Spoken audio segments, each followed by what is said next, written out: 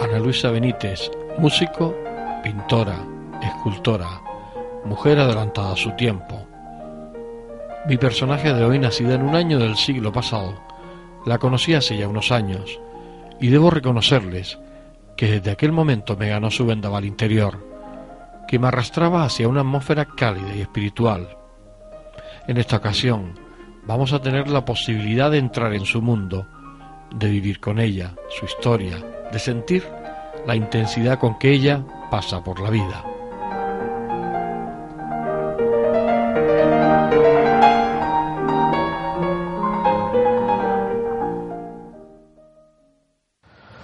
Ana, ¿cómo fue tu infancia? ¿Cómo fue? Tú nacías en la calle Bravo Murillo? Sí. Una calle simbólica, el Camino Nuevo. El Camino Nuevo. Porque era el único camino que había cuando se venía del campo, ¿no? Ah, era por eso. Digo yo porque nunca supe, yo pensé que era la última casa de Vegeta, o sea, de Las Palmas. Después empezaron las plataneras, ¿te acuerdas? Todo sí. Por ahí por el Capitol. Pensé que por eso llamaba Nuevo, porque fue el último, no lo sé. Nací allí, no lo sé. Y me imagino que tu infancia, ¿cómo fue? ¿Fue feliz? ¿Fue tranquila? ¿Se vivió...? Pues claro, uno nace y lo que tiene alrededor le parece que es lo normal, ¿no? Entonces, para mí era todo normal, éramos 4 hermanos y pues mi padre nos puso a los 4 en clase de piano, por ejemplo, que siempre ha sido mi pasión. La música de mi padre tocaba muy bien el piano, yo me dormía oyéndolo. Pero él no se dedicaba a la música. No, él era aparejador y aparte de eso trabajaba en las Junta de Obras del Puerto. Entonces a mí me encantaba irlo tocar. Yo me dormía, muchas noches me ponía yo a llorar. De niña pequeñita lloraba escuchándolo tocar el piano. Pero yo curioso sin saber por qué lloraba. Sin saber por qué lloraba. Te daba sentimiento escucharlo. Sí. Y en fin, pues éramos, ya digo, 4 hermanos. ¿Y cómo era la vida en aquella época? ¿Se pasaban muchas penurias o realmente a nivel de donde tú te desenvolvías no notaste? Pues la verdad es que como ahora no se vivía, por ejemplo, jamón serrano se comía en los cumpleaños y en las fiestas especiales, y o sea que todavía habían restricciones. No, bueno, en mi casa no hubo hambre, pero o sea, esos lujos de ahora de poder comprar. Yo me acuerdo la primera vez que yo comí una fresa. Y yo no sabía lo que eran fresas. La comí en casa de Nanda, la hija una sobrina de Néstor de la Torre, aquí en la Atalaya. Me llevó a la casa y me dijo, ¿quieres probar las fresas? Y yo decía, ay, qué cosa más bonita. Por ejemplo, ¿sabes? No había fresas cuando yo era niña, no existían, y en fin, montones de cosas que ahora son completamente normales. Entonces no era, por ejemplo, lo mismo tener teléfono no lo tenía todo el mundo, y mi padre decía, ¿quién vas a llamar? Y no estoy usando el teléfono, y comprendes que no era esa, bueno, a lo mejor yo no sé, a ti no te cogería porque eres mucho más joven que yo, pero o sea que de la forma que se vive ahora no se vivía, pero se disfrutaba un montón también. Mucho, ¿no? Sí. ¿Las diversiones de los niños cómo era? ¿O de las niñas en este caso? Nosotros jugábamos en la azotea de la casa, una casa, el número 3 es una casa de 6 o 7 pisos, pero de los de antes. Y allí vivía Pastora Martín. Pero había que subir la escalera, ¿no? Sí, no había ascensor.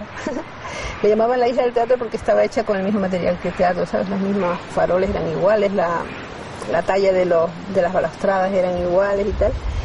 Y nada, pues nos reuníamos todos en la azotea a patinar, a jugar, y en el fondo era agradable porque como en todos los pisos había gente más o menos de la misma edad. Estaba justamente Néstor, el otro Néstor, el hijo de Rafael Martínez.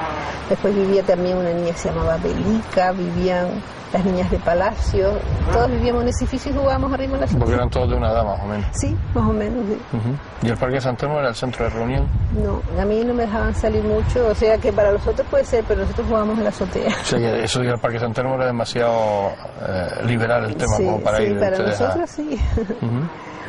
Pero nada, nos divertíamos de todas formas un montón. Yo recuerdo que eso es una cosa que todavía me impresiona cuando me acuerdo, estar en la azotea de mi casa, estaba así apoyada en el muro, no sé por qué, mirando algo, precisamente las calles de atrás, que era la calle Buenos Aires, las azoteas, allí habían unos niños que eran Ignacio Guedes, Gemma, la hermana y tal, y a veces nos hablábamos por las azoteas y tal, y de repente oigo un ruido y veo un montón de polvo, y era el edificio de la Unión y el Fénix, que cuando se cayó el águila aquel. El águila no se cayó, entero se cayó. Y fíjate si es suerte que solamente había un empleado que era el que estaba cuidando porque los obreros habían ido.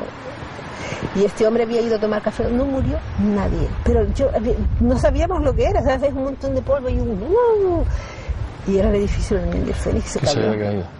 Fíjate tú. Y esos recuerdos que te marcan, ¿no? De decir, pues y no parece está. como si lo estuviera viendo hoy, ¿no? La verdad que fue impresionante. ¿Cómo transcurre después tu vida de joven? ¿Cómo tu vida de estudiante? Porque en aquella época el estudiar, bueno, estaba bien visto hasta cierto grado, ¿no? Por decirlo de alguna manera. Eso de ver universitarias y cosas de estas no... Mi padre era bastante... abierto en esos temas. Lo que pasa es que como aquí no había universidad, a él no le gustaba que saliéramos fuera. Ahí está, ese era el problema, yo decía problema, por ahí, claro. ¿no? Pero de hecho yo quería ser pianista y mi hermano también, mi hermano que murió. ¿Tú estuviste en el Corazón de María o...? No. Pues yo quería ser pianista y pintora. Mi ilusión era ir a París y tal, y entonces pues mi padre me dejó pues eso, tomar clases de piano y de pintura, y luego me dejó ir a Suiza. ¿Te dejó ir a Suiza? Sí, pero eso fue porque la dueña del colegio donde yo iba era católica, y él le dijo, usted tiene la responsabilidad. Yo tenía 21 años ya. Con 21 años. Pero tú sabes que en aquella época hasta los 24 no podías tú tener pasaporte. A los 21 te podía tu padre firmar el pasaporte y podías salir, pero si no te lo firmaba tu padre no podías salir de España a los 21 años. Fíjate, hasta los 24. Para irte de monja o casarte sí, pero para salir de España no. Yo no quería ni irme de monja ni casarme. ¿Cómo veías tú aquello? ¿Tú te rebelabas un poco ante esas directrices que marcaba la sociedad en aquella época, o tú las asumías y... Yo pensaba que era lo normal. Que eso era lo que se usaba en todos lados. Como tú sabes, tampoco se podían leer muchos libros ni muchas cosas, sino... Sí, determinados libros que te permitían. Mi padre no me dejaba sino vidas de santos, y claro, yo estaba santificada. de vida de mártires y santos. Francamente yo no tenía vocación de santa, pero yo quería ir a París. Las vidas ejemplares que se leían en aquella época, ¿no? De San Martín de Porres inclusive. Cuando llegas a Suiza, Ana, ¿cómo ves tú aquello? ¿Cómo ves la historia en Suiza? Era diferente aquí, ¿no? La verdad es que una cosa que me ha hecho pensar mucho, cuando yo llegué a Suiza, lo más que me extrañaba era ver que todo el mundo tenía cara de mal humor. Todo el mundo estaba enfadado. Y yo decía, pero ¿por qué está todo el mundo como enfadado y de mal humor? Yo venía de una Canaria donde sabes cómo era aquello entonces, todo el mundo, sí, bueno, y todo siempre mañana, y risueño y agradable. Y de repente llegas allí, todo el mundo mal humor y todo. Una vez quise tomar clases de tenis y yo me reí y me dijeron, cuando se está tomando clases de tenis no se puede reír. Digo, pues entonces no aprendo tenis. Pues así, entonces, ahora, un día estaba yo por la calle Mesa y López y empiezo a mirar a la gente y digo, pues si tiene la misma cara que la Suiza. ¿Qué Suiza? Es la cara del bienestar, que debería ser al revés. Pues tú ves esas películas, por ejemplo, esos anuncios que te ponen en la tele de Costa Rica, de Puerto Rico, déjame andar, no te pongas nervioso, no sé qué. Eso, Canarias era así. Entonces, el progreso te trae lo otro, que es lógico, ¿no? Que tiempo es lo más importante. Entonces, cuando ya tienes un nivel así de tanto hacer, ya no tienes tiempo y ya no eres simpático. Ya la alegría se te va. Yo lo he pensado muchas veces, mira, ¿por qué la gente es antipática, por ejemplo, en Suiza? Yo he pensado, imagínate tú que tú tengas aquí tu casa, que hoy pasa un señor que diga buenos días, pasan 2, buenos días, tú no se lo metes, pasan 3, pero el día que pasan 300 ya tú dices, voy a decirle, 300 voy a decirle buenos días, te vas para adentro porque no tienes ganas de usar 300 veces la palabra buenos días. Claro. Entonces, ¿sabes lo que yo pienso que pasó en Suiza? Que tú sabes que el turismo de los tuberculosos y de la salud y todo eso, que fue en los años, a principios del siglo de 1900, ¿no? Pues, y antes, ¿no? Entonces los suizos al principio seguramente que eran tan amables como éramos nosotros, pero después de tanto ver gente que tenían que ser simpáticos del mundo, dejaron de serlo, y los canarios está pasando lo mismo. Tú ves los camareros como tratan a la gente muchas veces en el sur. Yo digo, si yo fuera un extranjero, yo no venía aquí. Se trata como si estuvieran haciendo un favor, y toda esa simpatía y esa cosa que teníamos antes se ha perdido. Se ha perdido, ¿verdad? Yo lo achaco al tiempo, pero... Sí, además hoy seguramente estas islas no se diferencian nada de cualquier ciudad española, europea, en cuanto, sobre todo Las Palmas, en cuanto a tráfico, en cuanto a gente, en cuanto a prisa, en cuanto a que uno se descuide y se lo llevan por delante. Y yo recuerdo que antes no, se caía alguien en la calle y se montaba un número, todo el mundo. ¿Verdad? Ahora se cae y la gente sigue pasando y ni se acerca por si acaso le vaya a complicar la vida. Sí, es verdad. Pero yo no encuentro que eso sea tan terrible. O sea, yo creo que todas las cosas tienen la parte buena y la mala, y las dos son extremas, ¿no? Yo siempre lo digo, si tú subes una montaña de 3.000 metros, empinada así, después la tienes que bajar. O sea, son los 3.000 metros que subiste. Entonces la vida es así. Si una cosa tiene estas ventajas, pues también tiene las desventajas. Yo lo comparo con el sol o con un cuadro. Si tú pintas un cuadro y solamente pones un tono claro y no pones una sombra, hablando de cuadros naturalmente realistas, tienes que poner oscuros para que haya sombra, precisamente para que la luz luzca más. Yo creo que la vida es así. Ahora tenemos tantas cosas positivas que es lógico que existan un montón de negativas, pero a mí me da pena cuando la gente se pone a vivir en el pasado y dice, porque antes todo era mucho mejor. Porra frita, antes no era mucho mejor. Antes habían 20 pobres que venían a tu casa a pedirte las sobras de la comida. ¿Sabes qué humillación venir a tu casa? Deme las sobras de la comida. Y eran reales, esas obras eran para comer. Porque hoy a lo mejor te encuentras que hay mucha picardía y hay mucha picaresca, y a lo mejor te piden para comer y para otro tipo de cosas, pero en aquella época la gente venía para comer, que realmente pasaba. Sí, venían con un cacharro de lata, con una verguilla para que le echaras las sobras del potaje, y hombre, no se puede comparar las cosas positivas que hay, que es lógico que te lo den. Yo lo encuentro lógico, y sobre todo también a la televisión se le critica horrores. Yo pienso que en la televisión hay seguramente tantas cosas positivas como negativas. Lo que pasa es que la gente... La que salta son las negativas. Claro, y es que tú no puedes, yo siempre lo he dicho, tú no puedes coger un periódico y poner, ayer la vecina de al lado me dijo buenos días tan cariñosa. Y a mí qué me importa. La señora del Quito ha tenido 3 hijos y está tan feliz. ¿Me interesa? No interesa. O sea, en Rusia hay un coro que canta divinamente bien, un coro mixto femenino-masculino. ¿Quién va a poner eso en los periódicos? Te ponen todos los pantosos. Entonces, si tú te lees todos los pantosos, si tú escuchas todos los pastosos que existen en el mundo, es mucho porque somos muchos, pero no porque el mundo sea espantoso. Esa es mi opinión. Claro. Cuando llegas a Suiza, ¿cuántos años estás en Suiza? 20. 20 años en Suiza. Mi vida es un sándwich, 20 y bastante más. Pero tú no ibas para 20 años cuando fuiste a Suiza, ¿no? Tenía 21. Pero digo que no ibas para estar 20 años, ¿no? No, yo iba para estudiar con Nikita Magalov piano en París y pintura con quien pudiese. Pero claro, primero tenía que aprender los idiomas, ¿no? Porque no hablaba nada, ¿no? Recuerdo cuando llegué a Suiza, en el colegio donde yo estaba, yo no hablaba ni una palabra de alemán, ¿no? Y entonces oía todo el mundo, tanque. Y yo le decía, mamá, aquí va a haber una guerra. Porque no hablan sino de tanque.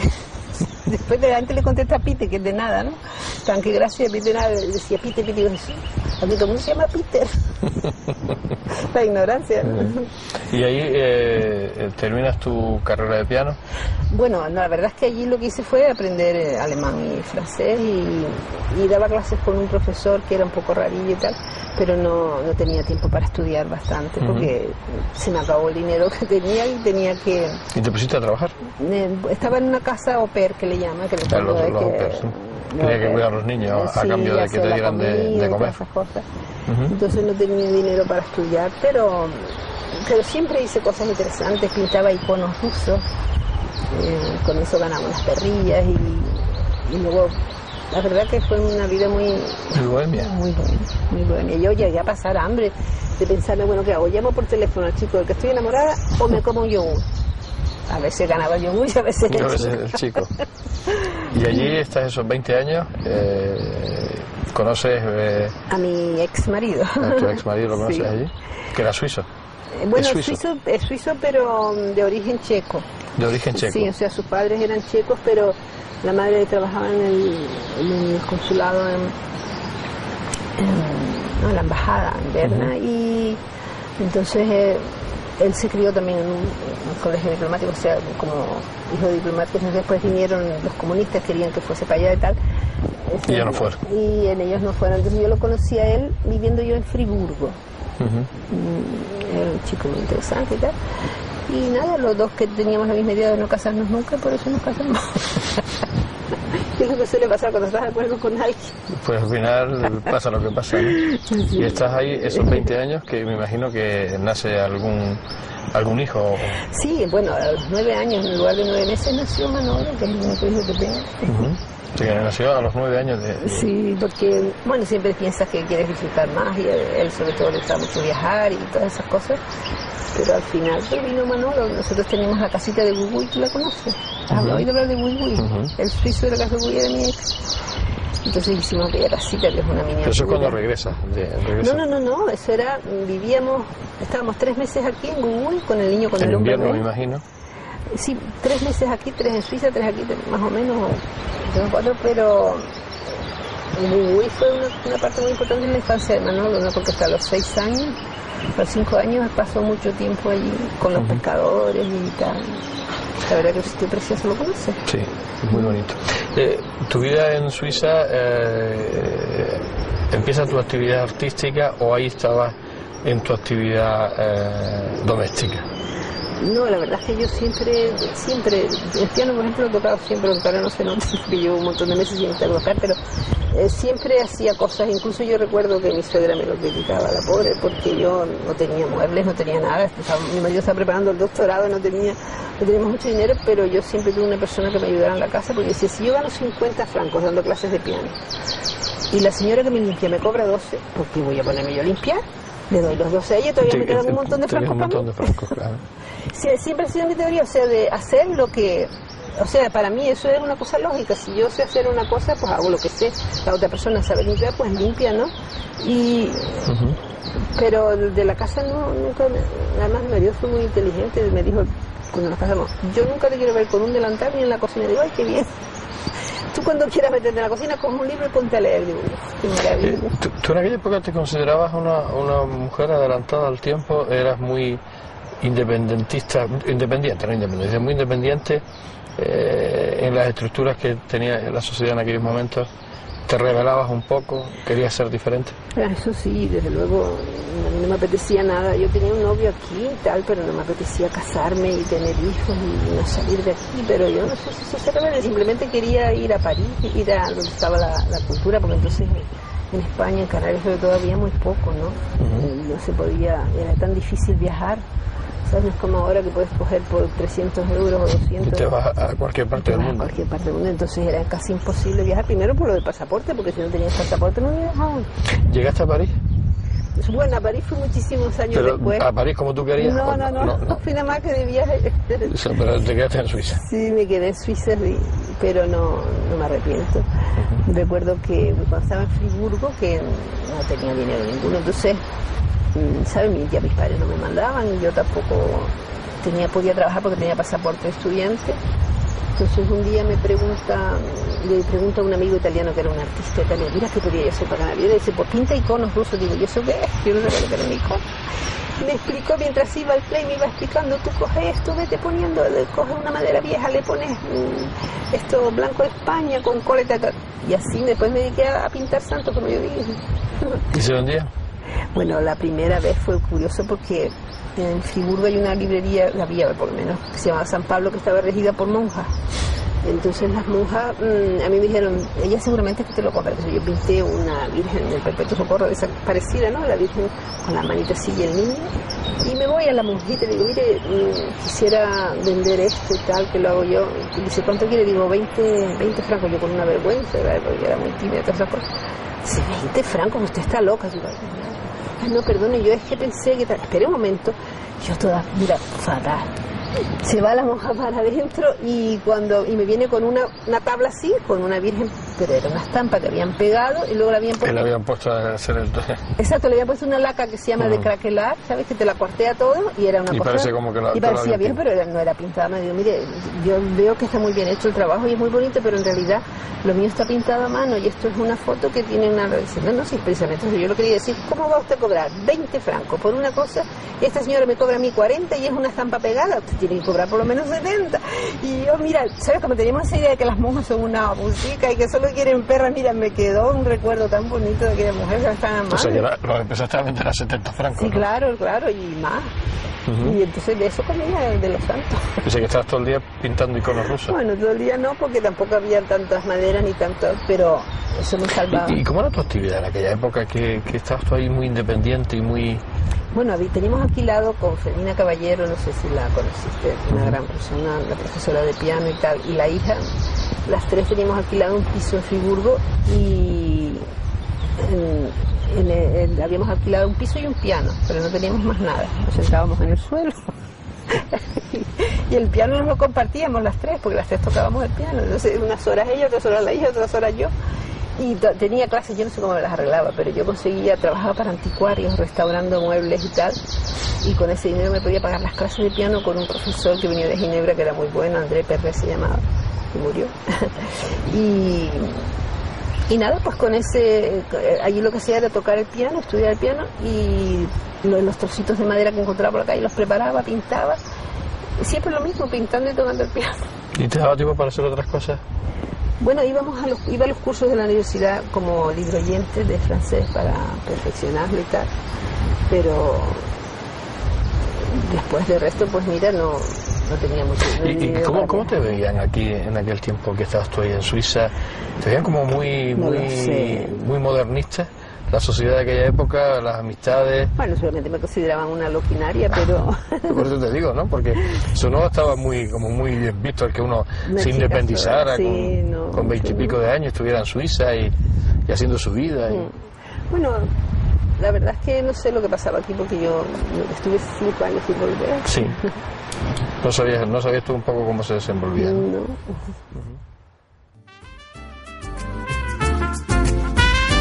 Ahorrador de electricidad Staminar. Tras muchos años de implantación en Canarias, les ofrecemos la posibilidad de ahorrar de un 10 hasta un 35% del consumo de su factura de electricidad.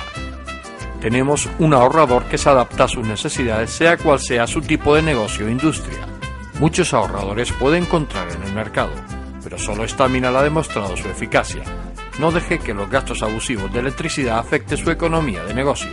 Pídanos presupuesto sin compromiso al 921-481-249. Ahorrador de energía Staminar, la solución a sus problemas de exceso de consumo. Ahorre de un 10 hasta un 35% de su factura de electricidad.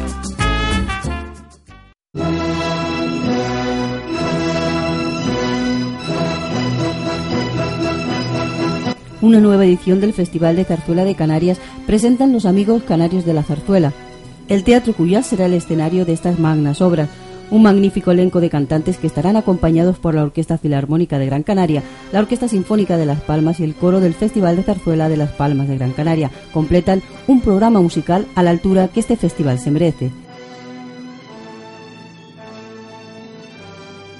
Tienen una cita inexcusable con el Festival de Zarzuela de Canarias, venta anticipada en entradas.com o en las propias taquillas del Teatro Cuyás. Más información en Los Amigos Canarios de la Zarzuela.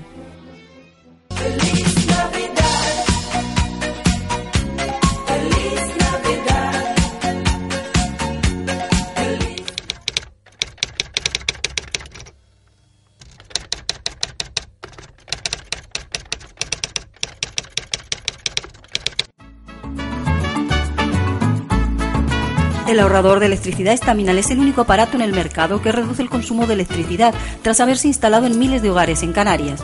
No deje que su factura de electricidad afecte su economía familiar. El ahorrador Staminar le garantiza una reducción de un 10 hasta un 35% de su recibo de luz. Staminar no necesita ninguna instalación especial, es autoinstalable y no consume electricidad. Diga basta al excesivo consumo de electricidad y llámenos al 928 481 249. Reduzca hasta un 35% de su factura de electricidad. Estamina, su seguro de ahorro.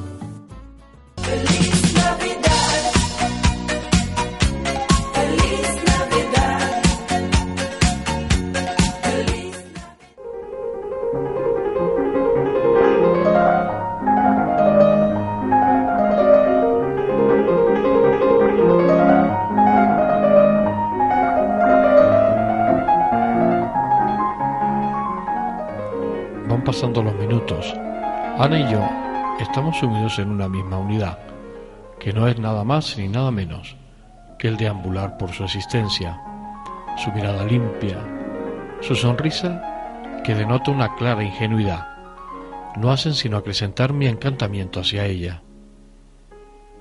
Mi papel de entrevistador seguramente sobraría en este programa. Las palabras fluyen a través de ella como una fuente sin fin.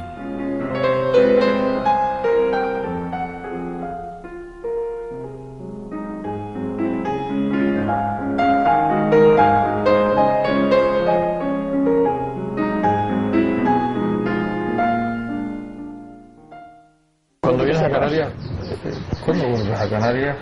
¿Por qué vuelves? ¿De qué forma vuelves? Pues ¿Y para qué vuelves?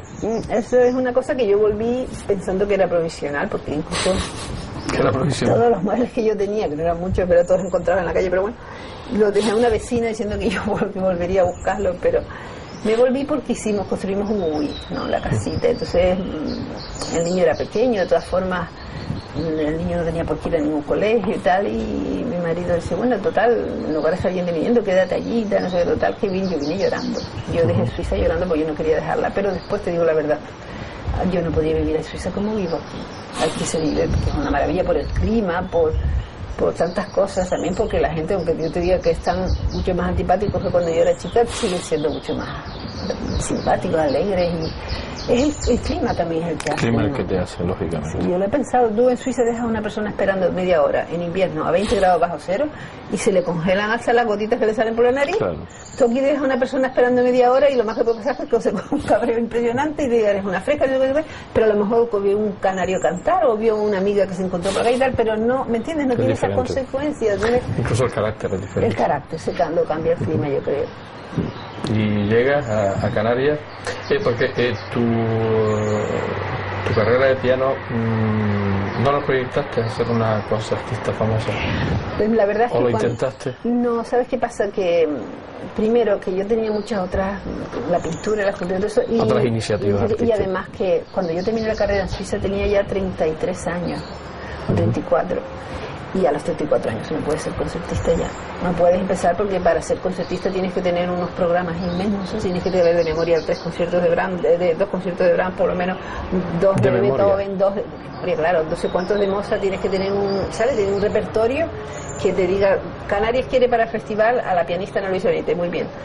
Pues, ¿qué ofrece usted? Yo le digo, ofrezco un nocturno de Chopin, que es lo único que me sale más o menos bien. Me dice, mira, vaya a hacer la porra, nosotros necesitamos que usted nos ponga por lo menos 10 programas diferentes para yo escoger el que me vaya según las otras cosas que hay, ¿comprende? Entonces, un pianista a los 34 años no puede, si no ha tenido detrás una carrera de, ¿sabes? De haber de verdad estudiado un repertorio enorme, yo luego no lo tenía. Y dijiste tú que el piano se va a quedar para mí. Yo no lo dije, lo hubiesen dicho a los que hubiese yo pedido que me hicieran, que me contrataran, que no podía, yo nunca he tenido un repertorio como una gran pianista. Y cuando, aparte de tus iconos rusos, a ti el pintar y la escultura, que en tus últimos tiempos, bueno, pues la escultura casi ha sido la protagonista, ¿cómo te da? Porque aparte de esos iconos rusos, tú anteriormente habías pintado, sabías que sí, te claro, yo pintaba mucho, hice una exposición aquí. Antes de irte. Yo me fui a Suiza con el dinero de una exposición, porque mi padre me dijo, yo te dejo a Suiza pero no te doy dinero, que era como decirme, no vayas. Yo me fui a hablar con el director del Museo Canario, que era Tan Ramírez, creo que era el director, no sé, y le pedí si podía exponer allí, y presenté una exposición de 23 cuadros con un concierto dado por mí, que me lo organizaron las mujeres en la isla, en una organización tal, y las juventudes musicales, y entonces con el dinero de la venta de esos cuadros me pagué yo mis 3 primeros meses en Suiza en un colegio. Después ya iba en el colegio, iba sustituyendo, haciendo otras cosas, y me podía comprar, pero...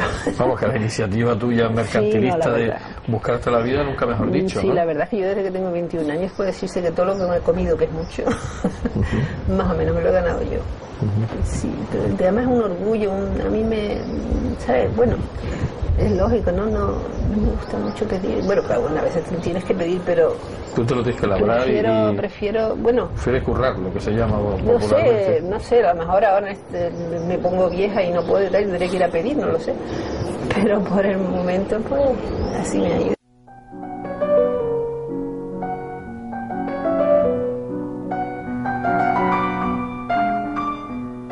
La música, una de sus grandes pasiones, hace que decida en un momento temprano de su vida iniciar una gran aventura que va a marcar para siempre su existencia. Su interpretación de la evolución de la humanidad y su manera de aceptar el cambio a la sociedad actual, su positividad y aceptación de la negatividad, hacen de Ana Luisa alguien muy especial, poco corriente, en este salvaje mundo urbano.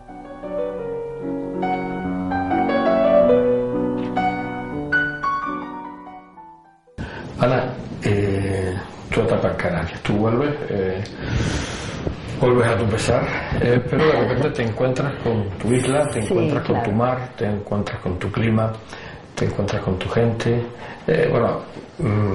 Había cambiado mucho cuando tú regresas a lo que tú te habías ido, ¿no? Había cambiado la sociedad, había cambiado todo, ¿no? Es verdad. Bueno, yo había venido, los inviernos veníamos y tal, pero sí, la verdad es que fue un poco eso, ver lo que había pasado hacía 20 años en Suiza, ver que empezaba a pasar aquí lo mismo, comprende un poco las mismas formas de enfocar, por ejemplo, las casas, la gente empezaba ya a tener las mismas comodidades, las mismas modas o sea, era como repetir otra vez el choque que me dio llegar a Suiza, verlo aquí, ya no como choque, sino como una evolución que es lógica probablemente, que cada 20 años el mundo va rodando y lo que pasa en un sitio esos 20 años va pasando. Dentro de 20 años China será como era Canarias hace, pues a lo mejor ahora, no lo sé.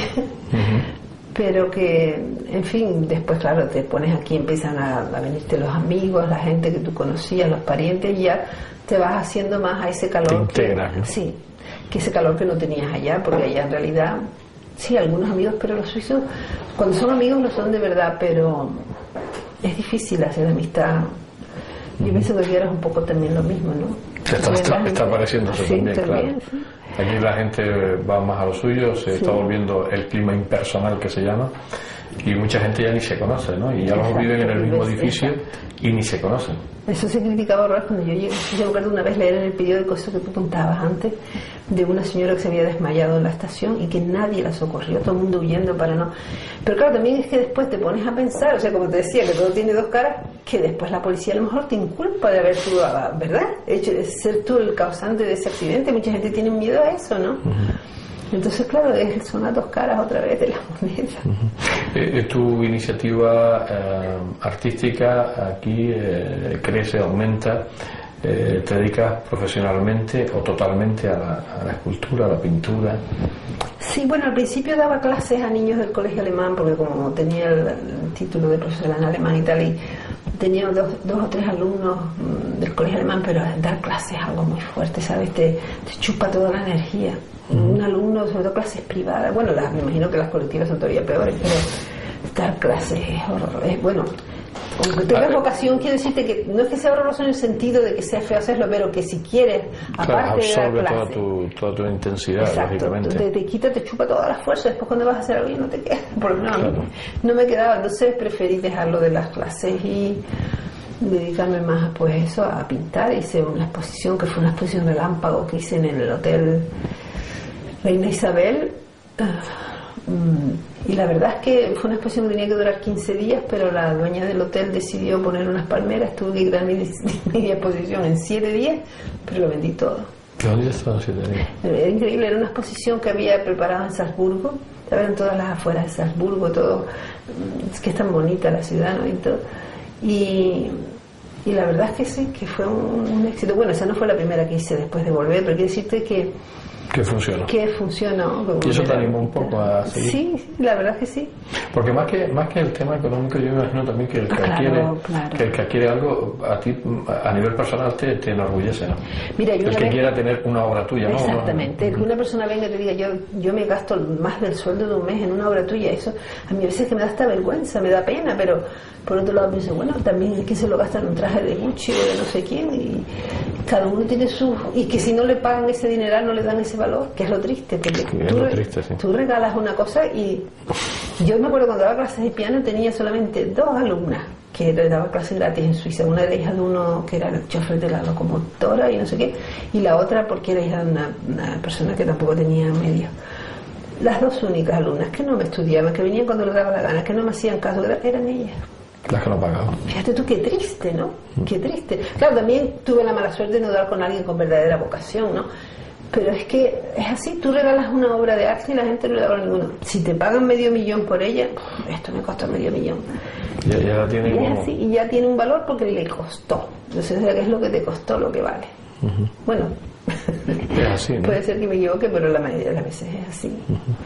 Y ahí sí transcurre tu vida, una vida placentera, una vida tranquila. Bueno, de todo, porque no te creas tú que es fácil vivir del arte, o sea, no es nada fácil, pero lo que pasa es que unos días puedes comer papas, otros días puedes comer papas con jamón, y otros días no comes nada y adelgazas un pifo que te viene muy bien. Sí, porque te habías comido las papas con jamón anteriormente. Ya te habías comido, exacto, ya tienes el recuerdo del jamón. Pero bueno, quiero decirte que ahora ese ya no es mi caso, pero también, ¿sabes? Hay momentos más duros, momentos más difíciles, en fin. Y ahora en esta última etapa, Ana, artísticamente estás en tu mejor momento. Personalmente, ¿cómo estás?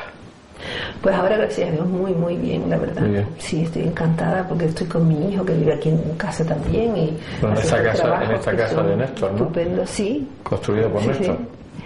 Y como él tiene también la misma vocación, pues nos compenetramos bastante y es interesante poder discutir de tus problemas artísticos con una persona en tu propia casa. Sabes que es estupendo.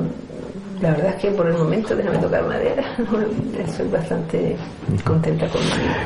¿Te ha quedado algo por hacer? ¿Tienes alguna espina clavada de algo que hiciste y te arrepientes? Hombre, eso siempre tienes tú montones de cosas que si volvieras a nacer no las harías, pero en general no. La verdad ¿Ni te ha quedado nada por hacer algo que... Bueno, yo creo que lo que me falta por hacer es escribir un libro, que a lo mejor sí, cuando ya no puedo hacer nada con las manos, me compro un dictáfono y se lo va dictando y se graba en un ordenador y ya. Y se graba y ya está, pero tampoco creo que sea tan interesante. Lo que pasa es que la vida en sí es un libro que te va dando lecciones que tú ni te esperas a veces, pero en fin, es así. Sí, ¿no? Y ahora, bueno, tu actividad, tu iniciativa, tanto artística como personal, no para, ¿no? Porque ahora me imagino que siempre estás metida en muchos follones, ¿no? Sí, me imagino que a ti te pasará lo mismo. Pues sí, la verdad es que a mí me gusta crear, lo que sea, pero crear. Sea un plato de cocina, incluso también se puede crear, aunque es lo menos que me gusta, pero... Sí, eso te iba a decir, ¿no? La tarea doméstica como que no...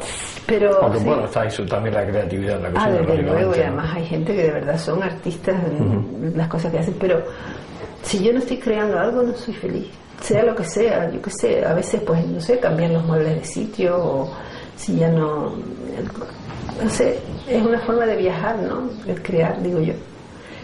Crear lo que no puedes ver pasivamente viajando, pues te lo haces tú misma, digo yo. Yo tengo una amiga que tiene todos los muebles de cemento construidos en su casa y dice, ¡ay, qué horror! Pensar que nunca puedo coger el piano y ponerlo allí, ni la cama y ponerla allá, sino siempre allí. Eso me da una angustia porque, no sé, bueno, cada uno tiene su historia. Sus historias, pero a mí la cosa esa del cambio me va mucho. ¿Y has pensado en hacer alguna nueva faceta? Meterte en algún, aparte de lo de escribir el libro, algo diferente a lo que tú estás haciendo ahora, o se te ha ocurrido? Bueno, me hubiese gustado poder trabajar con materiales nuevos, todas estas cosas de poliéster, de resines, pero ya no puedo. ¿sabes? Son materiales que son muy tóxicos y incluso estuve una vez en Suiza trabajando, como si fuéramos tallando poliuretano, ¿no? Pero se me pusieron los ojos así. O sea, son materiales muy tóxicos y mi hijo trabaja cosas de esas y cuando, por ejemplo, el mural grande que tengo fuera, yo lo hice en barro, ¿no? Lo modelé. Luego mi hijo me hizo el negativo y luego el positivo con resinas y fibras. Eso es, te huele hasta no sé cuántos metros de la casa pero son materiales como ese pequeño mural que tengo ahí también. Eso está hecho con resina y fibra. Pero ya no me puedo meter con eso porque... Que no es una cosa que... La salud ya tienes que tener más cuidado porque es más difícil reponer las cosas a esta edad que cuando eres joven, digo yo, no sé. Bueno, tú te sientes joven todavía, ¿no? Ay, no, sí, la verdad, bueno, como todo el mundo, yo creo que los espejos son los que nos hacen ver que somos mayores, pero tú te lo crees cuando te ves en el espejo, ¿no? Creo que, pues, tu espíritu no deja que muchos espejos en mi casa, por desgracia. No, bueno, yo lo que veo es que nada, que la parte exterior se ha ido estropeando y tal, pero interiormente yo... ¿Sigue siendo la misma que a los 21 años se fue de aquí? Yo pienso que sí. Que eres lo mismo, ¿no te pasa lo mismo? Sí, pero además el caso es que yo cuando me veo en el espejo, yo me veo de otra forma a lo que realmente el resto me ve, debe ser, porque yo me veo muy bien, ¿no? Y claro, a lo mejor la gente fuera no me ve tan bien como yo me veo en el espejo, pero yo creo que es el mismo espíritu que uno tiene que hace que te veas de forma diferente al resto, ¿no? No, yo también te veo muy bien, o sea que tu espejo no te engaña, el mío sí. Gracias. No, yo creo que tampoco. No, bueno, quiero decirte que claro que el cuerpo se va envejeciendo y tal, pero sabes, tienes mucho menos problemas de cierto modo. Cuando yo empiezo a pensar con 20 años que si tenía la nariz grande, que si las orejas, que si el cuerpo, que si la cintura, es un rollo. Ahora tú dices todo eso, esto es lo que hay. Eso es lo que hay y lo que importa es lo otro, ¿no? Entonces te vas concentrando más en lo que de verdad es importante, ¿no? Y dejas un poco las tonterías a un lado, que no digo yo que las estética sea tontería, pero que por lo menos a mí me parece que hay otras cosas más importantes a otras edades, ¿no? Que con 20 años te preocupe tu cintura y tu nariz es lógico, pero ya con los 60 y tan largos que yo tengo, pues no debería ser. Después de tu vuelta a Canarias, ¿has vuelto a Suiza? Sí, tengo amigos allí. ¿Y qué vas probabmente? Me quedo en casa de estos amigos. Sí, bueno, poco he ido, pero sí voy porque además en Zurich, ¿sabes? De los 20 a los 40 son los años más, muchos años, claro, más conscientes, como si dijéramos, ¿no? De tu vida consciente y con fuerza, ¿no? Entonces yo en Zurich me siento tan bien, ¿sabes? Cuando voy caminando. Pero claro, reconozco que ahora, por ejemplo, un invierno entero en Suiza no se te ha perdido nada allí. No es que Suiza aguanta, ¿sabes? Todo listo, oscuro, todo. Bueno, si tuviera un buen atelier, un buen estudio con mucha iluminación, no me enteraría que de noche fuera. Pero... Sí, claro, porque no saldría trabajando con lo tuyo, claro. Pero lo que pasa es que en Suiza todo eso es carísimo. Bueno, y aquí también es ahora. Si tú vas a alquilar si yo quisiera, lo que me hubiese gustado tener para trabajar, que sería una nave inmensa, no te lo puedes permitir, porque cuesta 300 o 400 mil pesetas de alquiler mensual. Que eso ya hay que... ¿Comprendes? Ya habría que vender mucho para poder pagar eso, ¿no? O decir, me vale la pena porque tengo este proyecto de no sé cuántos y tal, pero como no los tienes, pues... No, y además que por otro lado también te gusta eso de estar tan cerca de tu casa que te cansas, vas y te cambias y te acuestas un rato, lo que sea, ¿no? Pero, en fin. Ana, estamos ahora en tu vida actual, estamos en tu etapa artística, como decíamos antes, en plena cresta de la ola. ¿Qué piensas? Cuando haces un balance de tu vida, cuando haces un balance de tu existencia, ¿qué piensas? ¿Qué sacas? Si ha habido ganancias, si ha habido pérdida en ese balance de tu vida, de todos esos años que has vivido de forma intensa? Pues francamente yo de pérdida, bueno, he tenido algunas grandes decepciones en la vida, pero yo pienso que es fantástico vivir. A mí me daría mucha pena que me dijeran que me tengo que ir para el otro barrio. Me daría muchísima tristeza tenerme que marchar. O sea que yo creo que tu vida ha sido positiva. Yo creo que sí. O sea que ha habido mucha ganancia y poca pérdida. Bueno, como en el balance de pérdidas y ganancias que dirían los contables, de ganancias, de vivencias y de experiencias, sí, estamos hablando el tema económico, no, porque además eso para mí no es ganancia, claro, en la vida, ¿no? Pero en cuanto a esa intensidad, en cuanto a esas vivencias, eres millonaria, ¿no? Sí, yo creo que sí. En algo soy millonaria. Porque además, tú me imagino que lo habrás notado frente a ti, gente que realmente son pobres en vivencia, a lo mejor pueden ser millonarios económicamente, pero ves que realmente son pobres en vivencias, ¿no? Y el sentido de la vida yo creo que es vivir, ¿no? Exactamente, y aprender y tratar de mejorar, si se puede mejorar uno, pero... ¿Hay gente que desperdicia su vida en esos temas?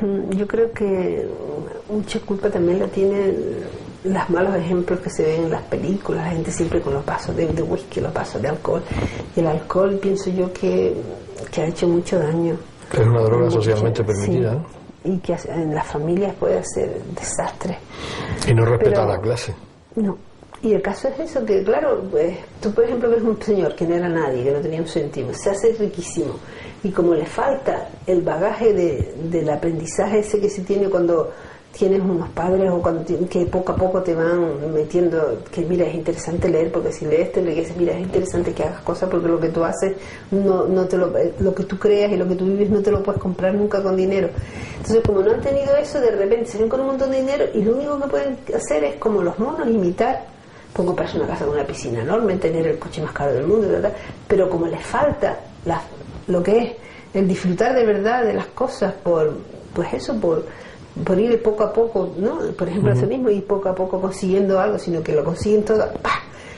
Se emborrachan y el alcohol, quieren con el alcohol tapar cosas que... Por esa falta de vivencia, a lo mejor, ¿no? Y yo muchas veces tengo una amiga que decía, yo no entiendo a esta persona que tiene tanto tiempo, tiene tanto dinero, ¿por qué no se busca el mejor profesor que hay para lo que sea? Si le gusta, pues, yo qué sé, si le gusta la mecánica, pues el mejor profesor de mecánica, que sea con título de mecánica, que estudie tal y igual, con un profesor al lado todo el día, o, ¿no me entiendes? O, no, estas personas, bueno, muchas personas es que no cogen el dinero y se lo dedican en beber y la forma de vida no, con la forma de vida a lo mejor están así acostumbrados, o sea, las directrices que le dieron o no le dieron directrices, eso hace que después al final pues bueno, pues lo empleen en otras cosas, ¿no? Yo pienso que como es imitando, las imitaciones siempre son malas, entonces mucha gente quiere imitar. Recuerdo que ellos tienen de un hombre rico en su juventud, no en su niñez. Un hombre rico era el que tenía un Cadillac, que tenía el que tenía una piscina, y no se dan cuenta de que seguramente que había gente espantosa, pero que normalmente las personas que tenían estas cosas habían tenido unos estudios, a través de esos estudios habían conseguido esto y poco a poco se habían comprado una casa, poco a poco habían ido mejorando. Es mi idea, que a lo mejor me equivoco. Y entonces todo ese llegar, lo que decía este hombre, ¿no? Caminante no hay camino, se hace camino al andar. Si tú no tienes un camino que andar, sino que te desplazas, es como desplazarte, te desplazas de pobre a rico, te desplazas y entonces te falta el poco a poco, ¿sabes? Se hace camino al andar, digo yo. Ahorrador de electricidad Stamina.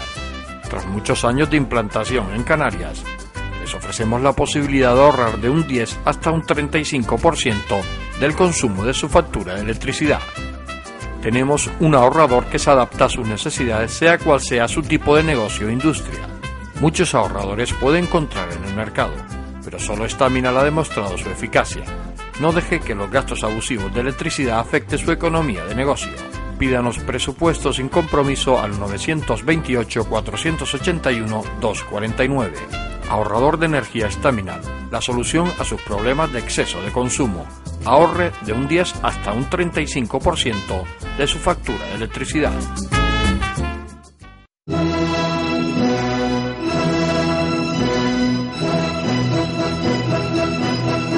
Una nueva edición del Festival de Zarzuela de Canarias presentan los amigos canarios de la zarzuela.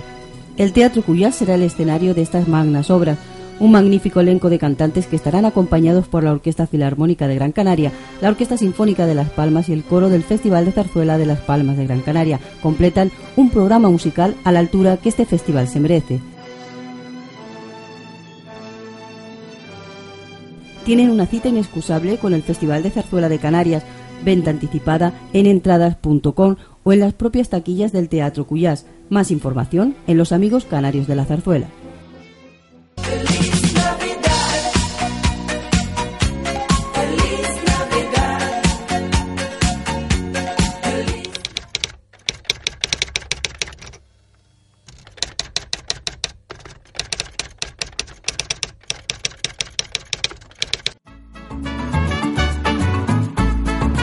El ahorrador de electricidad Estaminal es el único aparato en el mercado que reduce el consumo de electricidad tras haberse instalado en miles de hogares en Canarias.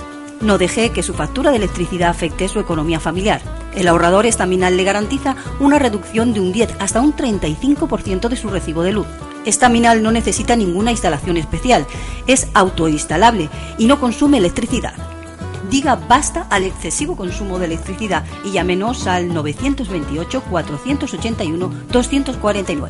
Reduzca hasta un 35% de su factura de electricidad. Estaminal, su seguro de ahorro.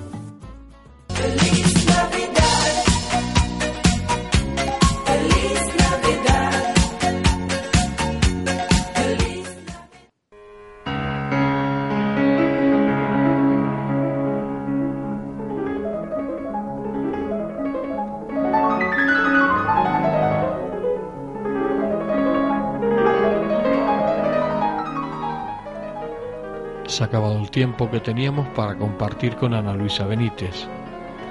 Me parece ver en un determinado momento rostros de aflicción en las estatuas que habitan con ella, o quizás era mi propio estado de ánimo al saber que llegaba el momento de la despedida. Gracias, Ana, por dejarme compartir contigo estos casi 60 minutos de paz, de llevarme de tu mano a esos entresijos de las relaciones humanas y permitir a los telespectadores ser partícipes conmigo de ese singular mundo en el que tú vives. Tengo que dejarte, pero me vas a permitir que nuestra despedida sea el poder escucharte en tu interpretación de Chopin. Hasta siempre, Ana Luisa Benítez.